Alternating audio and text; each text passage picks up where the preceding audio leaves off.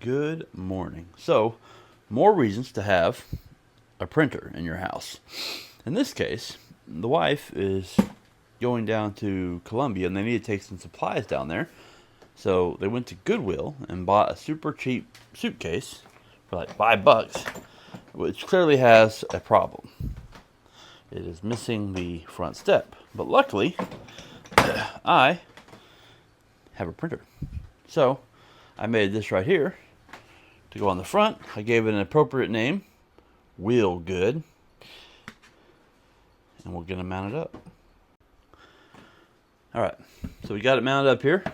Good solid fit.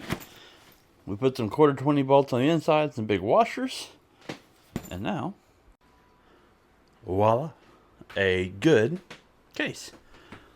Look how stylish that is.